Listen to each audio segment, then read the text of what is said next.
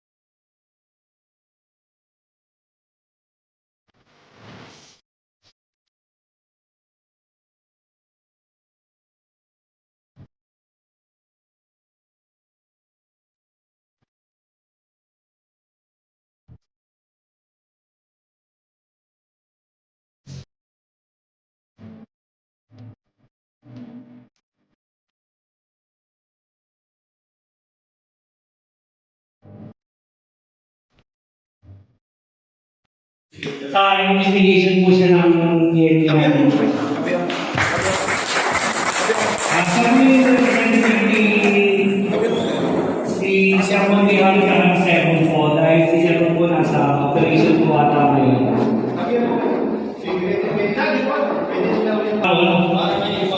Para may iba side kung paano natin gagamitin yung mga firearms natin. Yung nasa ligal po.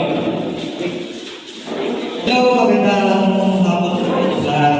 Ako po si Police Corporal Florencio Nalus, designated as investigator po dito sa Navotas City Police Station. So, biglaan nagulat ako, may hawak makakapasok doon sa ano.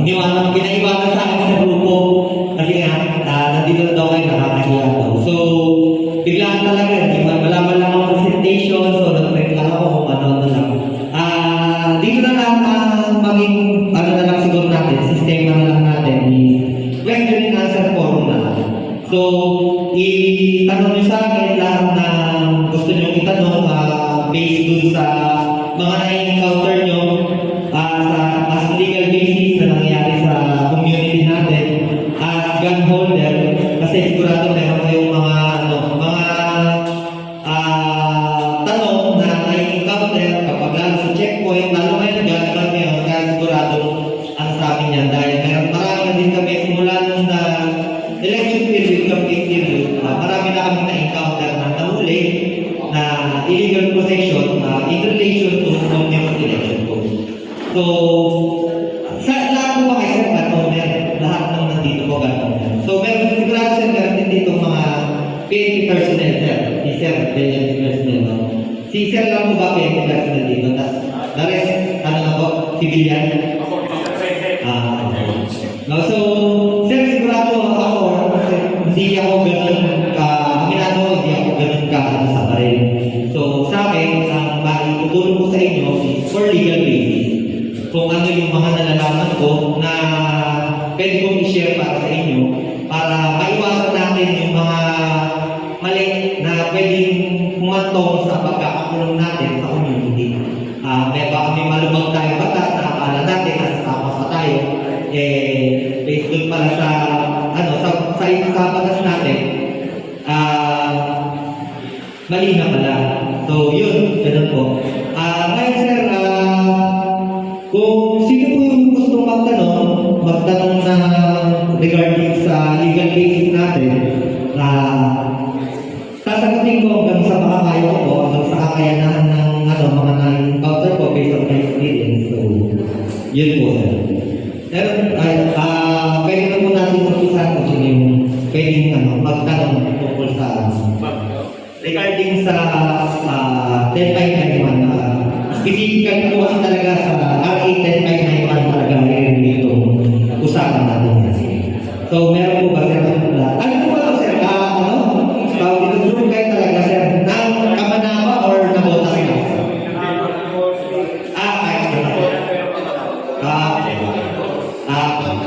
Sige, sir. Yan ang question lang siya. Ito yung scenario, may pumasok na magnanakaw sa bakura. Tapos kunyari, nasa taas ako sa terrace. Nakita ako sa nagnanakaw. Tapos, kunyari, ginawa akong action, nagpaputok ako ng warning siya sa baba, hindi ko siya pinatamaan. Ano yung sakaling pwede kong kaharapin na kaso? May kaso po ba yun? O pwede ko pong gawin yun? Sir, based dun sa, sa scenario mong binigay sa akin, sa interpretation po namin dun, sir, talagang meron kayo kakaharapin na kaso na nilaba. Kasi, sir, wala pa namang threat para sa'yo, sir. Wala threat na sasaktan ka niya, lalo na layo mo, sir. Di ba, sabi mo, nasa second floor ka, tapos nasa baba siya. So, walang threat na ginagawa sa'yo yung criminal. So, hindi natin pwede basta-basta tututukan ng baril yung kriminal. Tapos, kahit wala na sa intention natin na motokan siya, sabi mo walking shot yun, so nagbigay ka na kagad ng intent na pananakot sa kanya. So, pwede mangyari dun na halimbawa, syempre, kapag tumama sa pader, may ricochet, so bigla siyang matamaan sa ano. So, baka, imbis na tayo magre-reklamo, bandang uli, tayo magre-reklamo na frustrated order, pwede niya nang gawin na, hindi sir, kasi may nahulog lang akong doon, gamit doon, kukuhanin ko sana, wala akong tao, kaya pumasok na po ako, tumawid na po ako ng tao. So, ganun yung mga scenario pwede mangyari sa atin. Pwede tayo makasuhan ngayon ng frustrated order. Yun po, yung pwede maging dun sa consequence sa gagawin mo sir.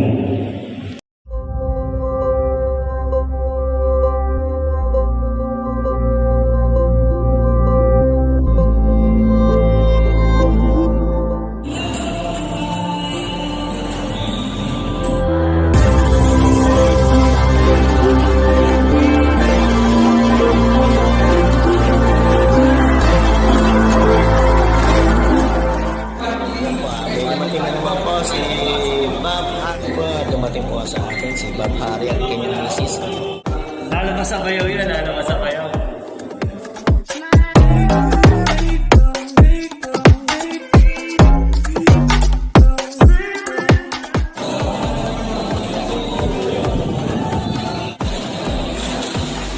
Ang aming presidente.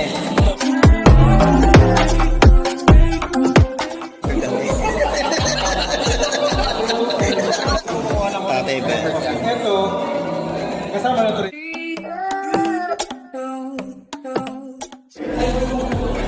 Yun ang pwede na sa akin.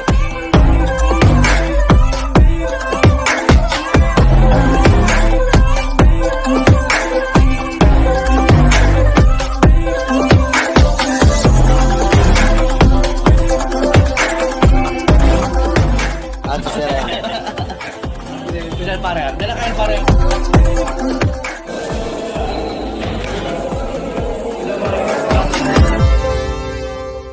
Bob Olan.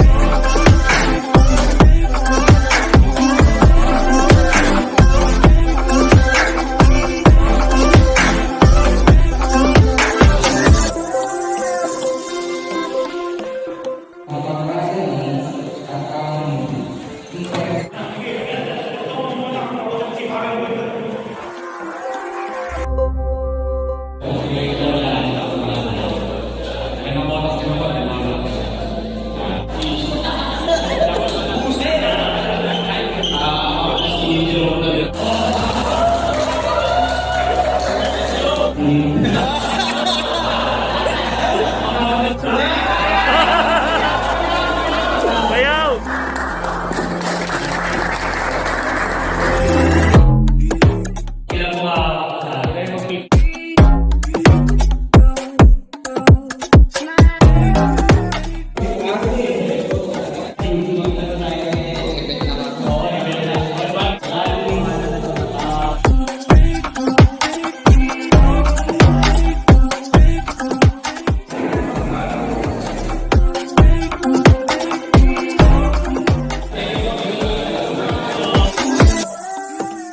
Lutas League.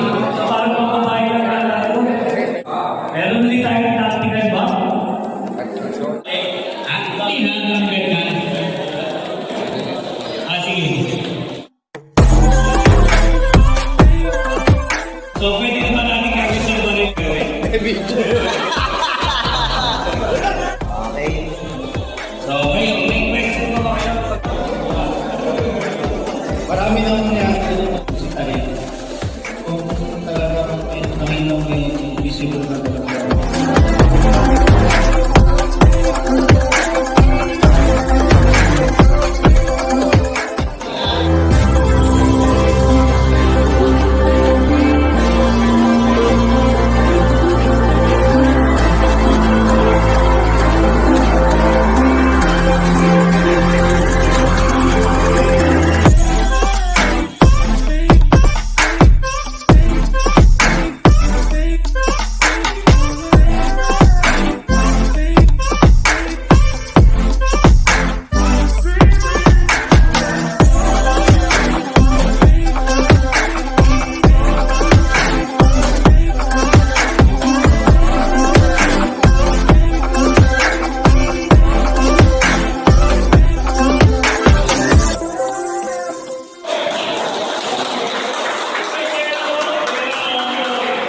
Sir, ako...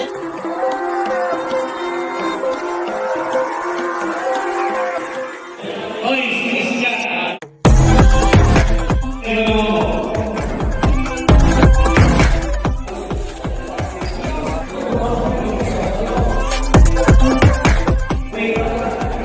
Nandiyan, pabulot mo.